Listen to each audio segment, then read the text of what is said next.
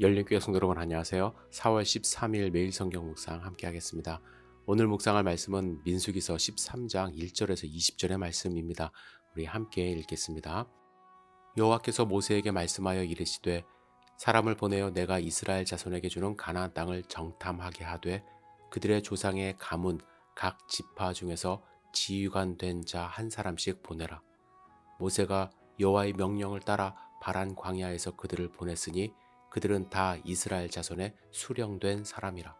그들의 이름은 이러하니라. 루벤 지파에서는 삭굴의 아들 삼무아요. 시므온 지파에서는 호리의 아들 사바시요. 유다 지파에서는 여분네의 아들 갈렙이요. 이사갈 지파에서는 요셉의 아들 이갈이요. 에브라임 지파에서는 눈의 아들 호세아요. 베냐민 지파에서는 라부의 아들 발디요. 스불론 지파에서는 소디의 아들 갓디엘이요. 요셉 지파 곧 므낫세 지파에서는 수시의 아들 갓디요. 단 지파에서는 그말리의 아들 암미엘이요. 아셀 지파에서는 미가엘의 아들 스두리요. 납달리 지파에서는 웹시의 아들 나비요. 갓 지파에서는 마기의 아들 구우엘이니 이는 모세가 땅을 정탐하러 보낸 자들의 이름이라. 모세가 눈의 아들 호세아를 여호수아라 불렀더라.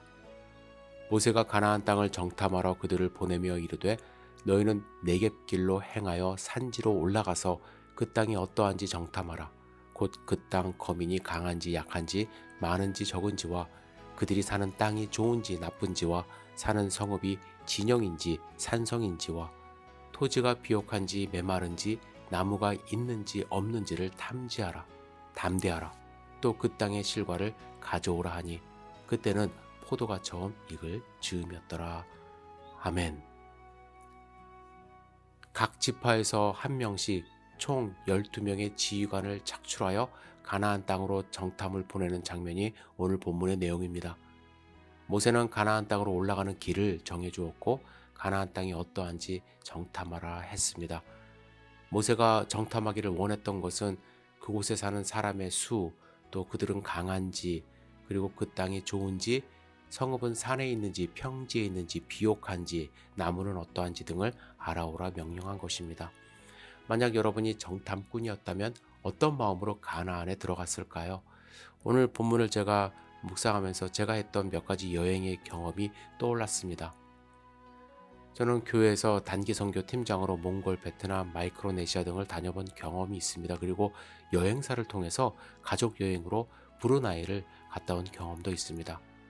단기 선교 팀장으로 여행을 가는 것과 가족 여행으로 즐기기 위해 가는 것은 물론 다 처음 가보는 나라이지만 완전히 다른 경험입니다. 단기 선교 팀장으로 갈 때는 여러 가지 사전 준비를 해야 합니다. 영적으로 팀원들을 하나로 만들어야 되고 선교에 필요한 여러 물품 준비하며 현지에서 발생할 수 있는 긴급 상황 등을 대비해서도 긴장하며 준비해야 합니다. 따라서 현지를 바라보는 시각도 다르죠. 마이크로네시아는 자연 경관이 너무 좋은 곳이지만 팀원들을 보살피고 사역 준비해야 하고 진행을 해야 했기 때문에 자연 경관이 머릿속에 들어오지 않았습니다. 하지만 브루나이는 좀 달랐어요. 모든 일정을 여행사에 맡기면 되었고 호텔에서 편히 쉬고 여행사에서 준비하는 시내 관광을 따라가기만 하면 되었기 때문에 마음 편히 다녀올 수 있는 여행이었습니다. 여러분 생각해 보세요.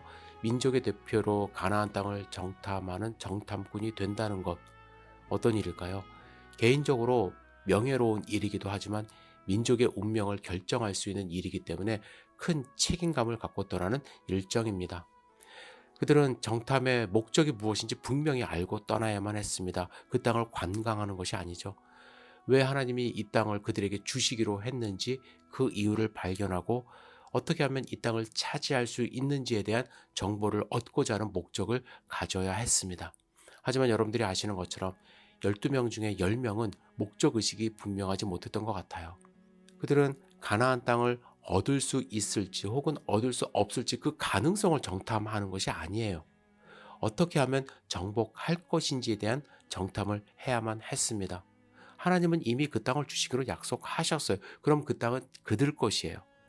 가능성이 없는 것을 생각해서는 안 되는데 그들은 잘못된 빗나간 목적의식으로 가나안 땅을 정탐했고 잘못된 정보를 수집하게 됩니다. 저도 가끔 목적 없이 사는 제 자신을 발견할 때가 있습니다.